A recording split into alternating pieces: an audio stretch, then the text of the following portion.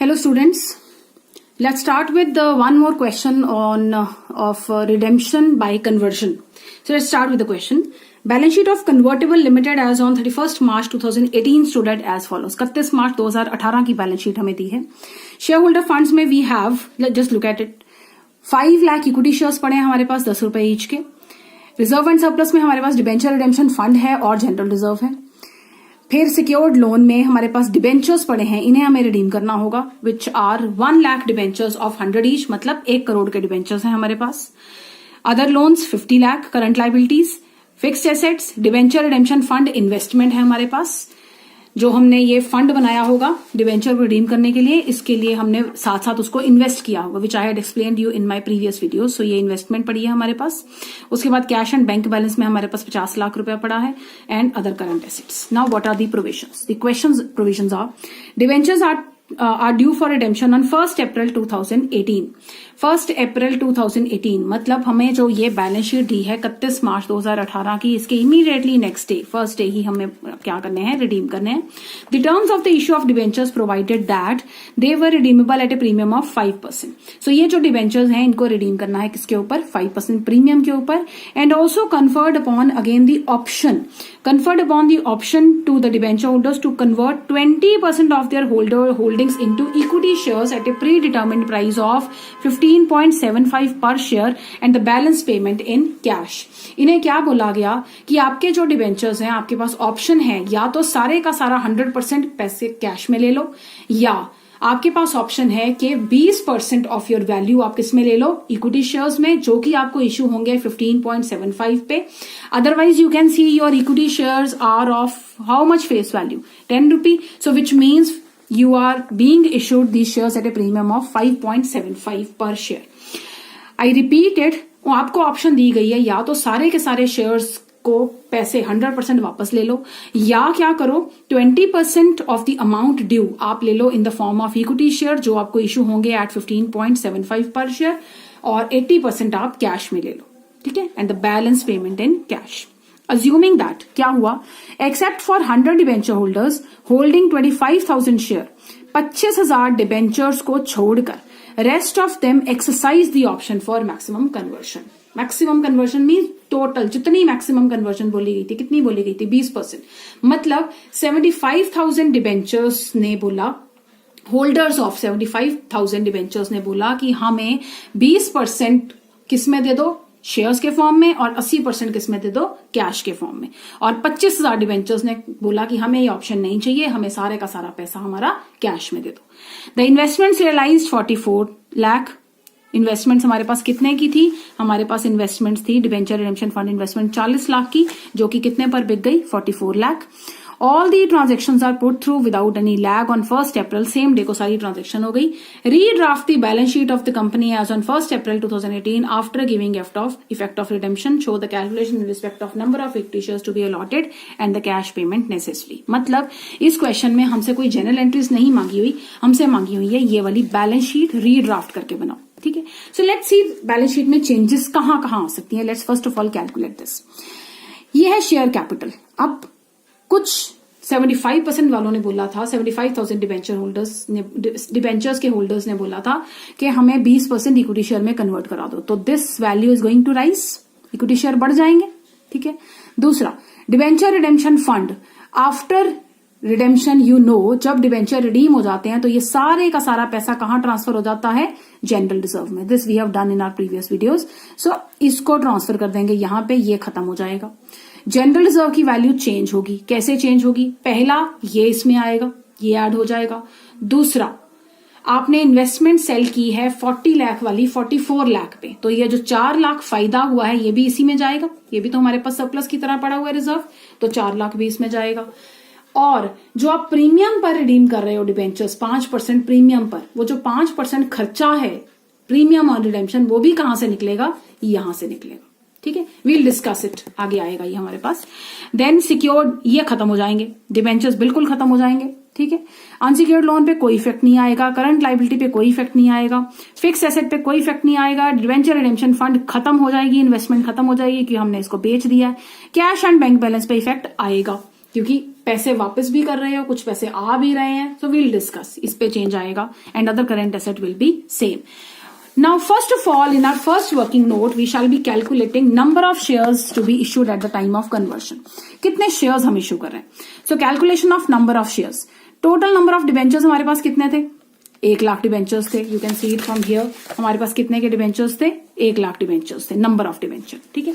इन 1 लाख में से कितने डिबेंचर हैं जिन्होंने बोला हम कन्वर्ट करवाना चाहते हैं? 75,000 ने. सो हम बात करेंगे 75,000 क्योंकि इन्हीं को इक्विटी शेयर इशू करने हैं. ठीक है. अब क्वेश्चन ये राइज होता है, इन 75,000 डिबेंचर्स को देना क्या है? Amount payable to them. So the amount payable to them is 75,000 into 105. ये पैसे हमने इन्हें पे करने हैं. आई रिपीट इट, अभी तक मैंने क्या किया, हमारे पास टोटल नंबर ऑफ डिबेंचर्स है 1 लाख, जिसमें से 25,000 ने तो साफ साफ बोल दिया कि भाई हमें कोई इक्विटी शेयर नहीं चाहिए, हमें कैश में पैसे वापस कर दो. We are trying to find out number of shares to be issue. तो नंबर ऑफ शेयर्स 75,000 वालों को इशू होंगे या 25,000 वालों को? 75,000 वालों को जिन्होंने ऑप्शंस यस करी है कि हमें इक्विटी शेयर दे दो. ठीक है. तो 75,000 को देना कितना है? 75,000 को देना है 5% प्रीमियम पर पैसा वापस. ठीक है. 75,000 into 105 which comes out to be rupees 78,75,000. लेकिन इस 78,75,000 का कितना परसेंट आपको शेयर्स में देना है? It is 20%. You have to pay them 20% of 78,75,000. So 20% of 78,75,000 becomes rupees 15,75,000. ये है जो कि कन्वर्टेड इनटू शेयर्स है. मतलब इतना पैसा हमें शेयर्स की फॉर्म में देना है और एक शेयर का इशू प्राइस कितना है?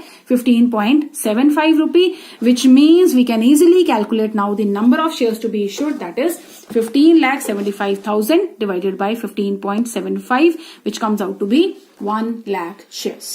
ठीक है.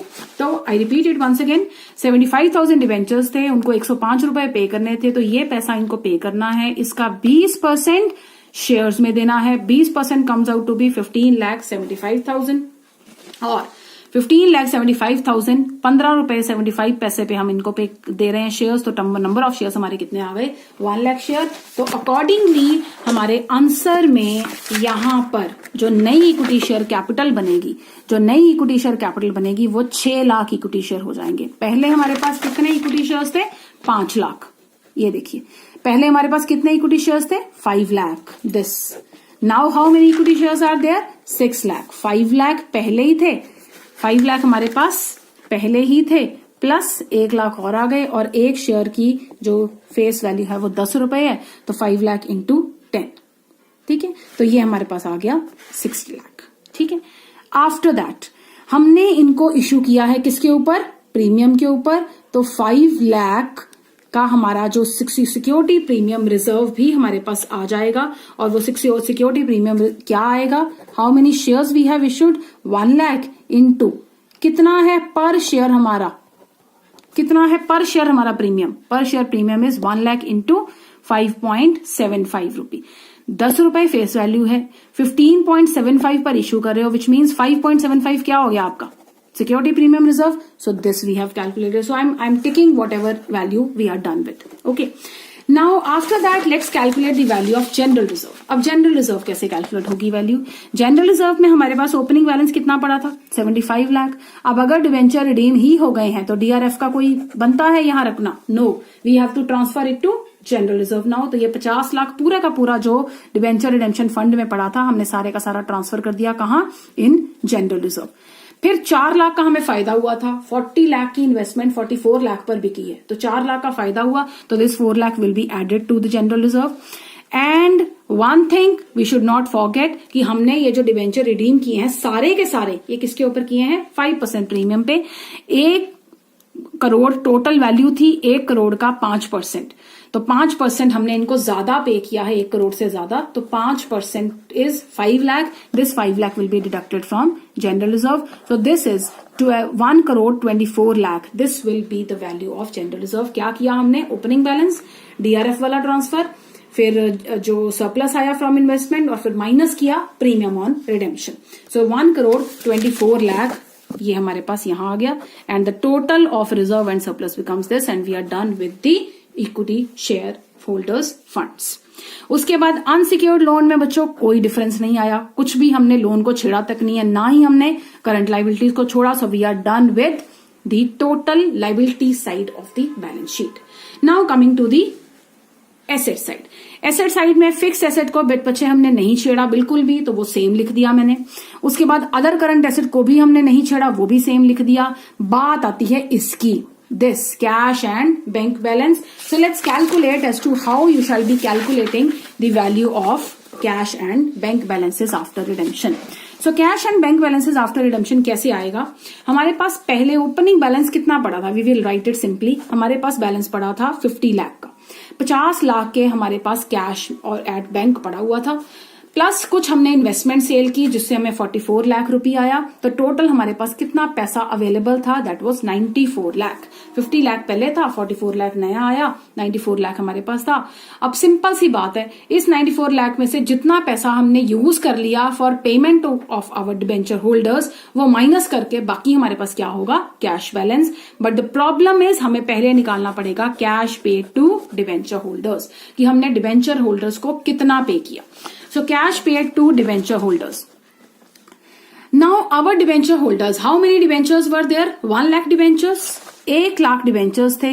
1 लाख को हमने दो पार्ट्स में डिवाइड किया, 25,000 और 75,000। इन्होंने बोला सारे का सारा हमें किसमें दे दो? कैश में। और इन्होंने बोला 20% हमें दे दो शेयर्स में और 80% हमें दे दो कैश में। ठीक है, तो वही हम करते हैं। 25,000 डिबेंचर्स को हमने लिखा कैश पे करना है, तो 25,000 को full amount plus premium, 5% premium तो देना ही देना है। सो 25,000 इंटू 105 ये पे किया। और जो ये 75,000 डिबेंचर्स थे उनमें से कितनों को हमने पे करना है कैश में? 80% को, क्योंकि 20% को तो पे कर चुके हैं। सो 80% को पे करना है किसके ऊपर? 105 के ऊपर। So 75,000 into 80% into 105 which comes out to be 63 lakh. So the total figure of cash payment to debenture holders becomes 89,25,000। So 89,25,000 94 lakh में से जब माइनस हुआ, so we have come to the conclusion that our total amount of cash available with us now is 4,75,000. Just see here, we have written this as our net amount, 4,75,000, and this is the total. So here, this is the total of the balance sheet. So here our total balance sheet matches this and this. Thank you so much.